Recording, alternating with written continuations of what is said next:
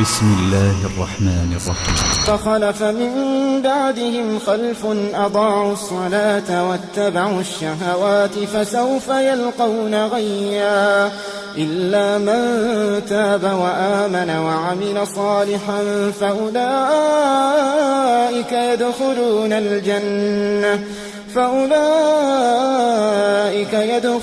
الجنة ولا يظلمون شيئا.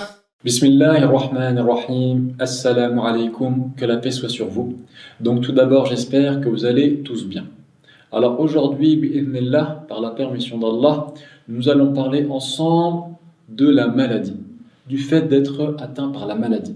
Et cette vidéo, ça va être l'occasion d'avoir une pensée spéciale pour tous ceux et toutes celles qui parmi vous seraient atteints par cette épreuve, car la maladie est une épreuve qu'Allah subhanahu wa ta'ala envoie sur ses serviteurs, et cette épreuve, lorsqu'elle touche le croyant et la croyante, eh bien c'est pour eux une source d'expiation de leurs péchés, mais également une source d'élévation de leur degré. Donc ça, c'est effectivement le résultat que va amener la maladie pour tout individu qui aura su faire preuve de patience vis-à-vis de cette épreuve d'Allah subhanahu wa ta'ala. Et donc, il faut savoir une chose, c'est que lorsqu'Allah éprouve son serviteur, lorsqu'il éprouve le croyant et la croyante, eh bien c'est qu'il lui veut donc du bien. Comme c'est venu dans un hadith, lorsque un compagnon a demandé au prophète Mohammed sallallahu alayhi wa sallam, Ayyun nasi ashaddu bala'an, quels sont les gens qui ont les épreuves les plus dures?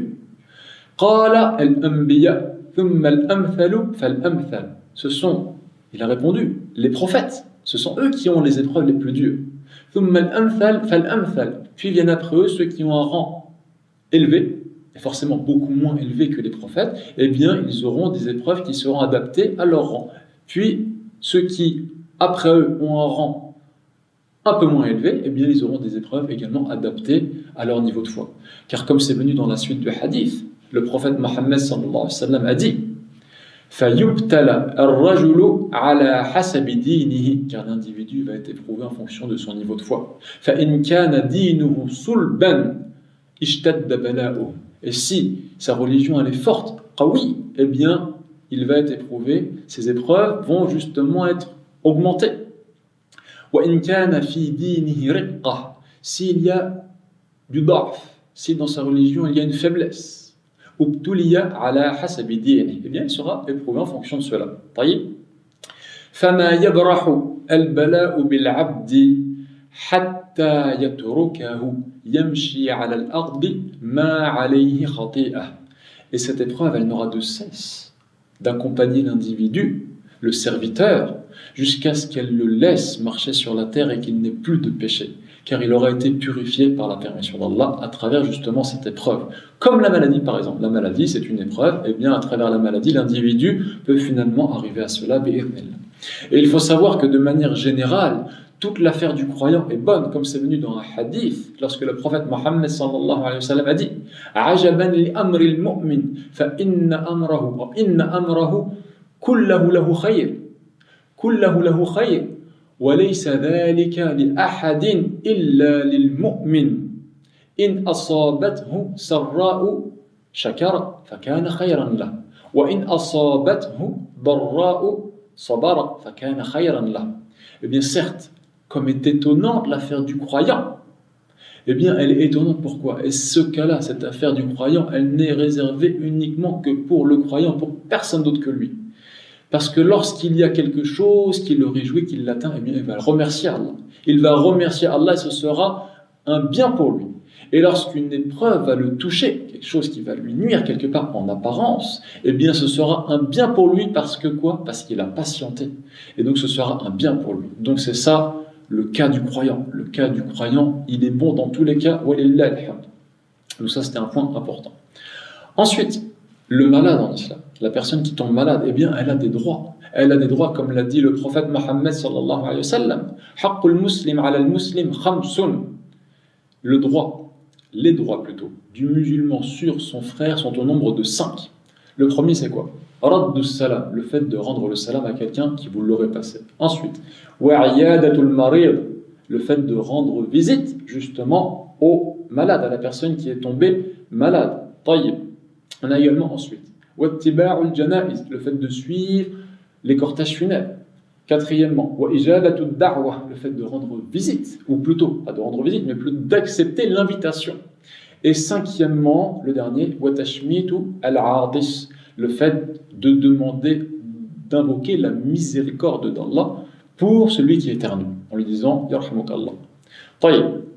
Donc parmi ces droits, le droit du musulman sur le musulman, il y a le fait justement de rendre visite à qui? À son frère ou à sa sœur qui est tombé malade. Et Inch'Allah, l'avis le plus juste, c'est que ce droit est un fard kifaya, c'est une obligation communautaire. C'est-à-dire que si une partie de la ummah, de la communauté, va rendre visite à ce frère ou à cette sœur qui est tombé malade, eh bien le péché sera enlevé de tous. Et en revanche, si personne parmi les frères et les sœurs de la ummah, de la communauté, va rendre visite à ce frère ou à cette sœur, eh bien tout le monde aura un péché. Wallahu a'lam. Donc ça c'était pour montrer vraiment que le musulman qui tombe malade ou la musulmane qui tombe malade, eh bien ils ont des droits vis-à-vis de leurs frères et de leurs sœurs en islam. Donc ça c'est un point important. Alors ensuite, rendre visite aux malades, comment est-ce que ça se concrétise, j'ai envie de dire? Eh bien l'idée c'est quoi? C'est de voir la maslaha, l'intérêt du malade. Le but, c'est d'aller lui rendre visite d'une visite qui soit khafifa, qui soit légère. Il ne s'agit pas justement de venir l'étouffer, d'être trop nombreux autour de lui, qui se sentent mal à l'aise. Là, maintenant, si la personne qui est malade aime justement qu'il y ait beaucoup de monde autour d'elle, ou si la personne veut justement que celui qui lui rend visite reste longtemps, eh bien là, c'est dans son intérêt, c'est dans sa maslaha, puisque c'est lui qui veut ça. Donc il s'agit de regarder l'intérêt justement de la personne malade. Et c'est également un rappel. C'est un rappel aussi pour la personne en bonne santé qui va rendre visite au malade. C'est un rappel pourquoi? Parce que car en connaissant le contraire d'une chose, eh bien on va apprécier la valeur de celle-ci. C'est-à-dire que par exemple, en connaissant le contraire de la bonne santé, qui est la maladie, eh bien on va apprécier la valeur, la vraie valeur justement de quoi?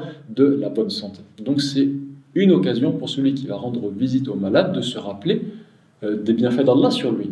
وَإِن تَعُدُّوا نِعْمَةَ اللَّهِ وَإِن تَعُدُّوا نِعْمَةَ اللَّهِ لَا تُحْصُوهَا. Eh bien, si vous cherchiez à compter les bienfaits d'Allah sur vous, eh bien, vous ne pourriez pas les dénombrer, tellement ils sont nombreux. Donc voilà, ça c'était un point important. Et également, la personne malade, le but c'est vraiment de la réconforter, c'est pas de lui dire « Ah oui, ta maladie, ah oui, je connais quelqu'un, j'avais un cousin, ben, tu sais, il est mort de ça, et puis dans des souffrances, là, ça convient pas. Le but justement, c'est de le réconforter,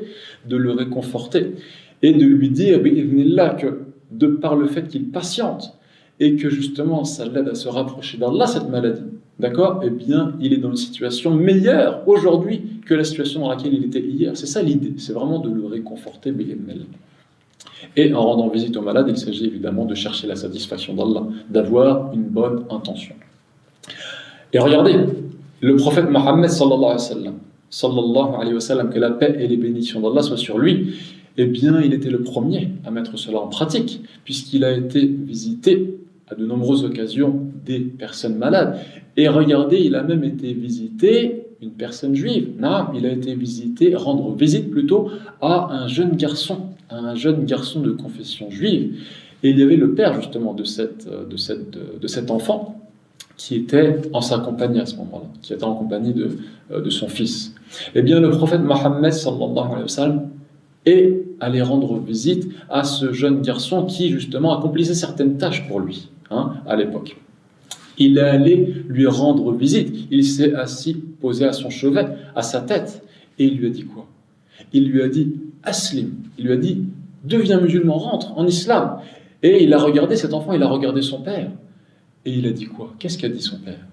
Il lui a dit Ati' Abul Qasim. Il lui a dit obéis à Abul Qasim, obéis à Mohammed sallallahu alayhi wa sallam, parce qu'il savait que le messager était véridique, il savait que le message avec lequel il était venu était le message de vérité, et c'est pour cela qu'il a dit cela à son fils, walillahil hamd.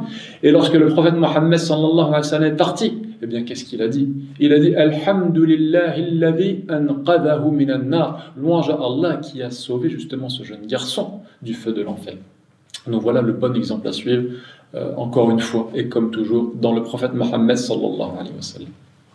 Donc voilà, pour conclure cette vidéo, c'est l'occasion, bi'idhnillah, pour ceux qui connaissent autour d'eux une personne qui est malade, eh bien, pourquoi pas aller lui rendre visite? Pourquoi pas essayer justement de gagner des hasanat, de gagner des bonnes actions? C'est l'occasion également, comme on le disait tout à l'heure, de se rappeler des bienfaits d'Allah sur nous si nous sommes en bonne santé. Donc qu'Allah Azza wa Jal nous donne la bonne santé à tous et qu'Allah subhanahu wa ta'ala nous donne la bonne compréhension de la religion. Hada wallahu a'lam wa sallallahu ala nabiyyina Muhammad.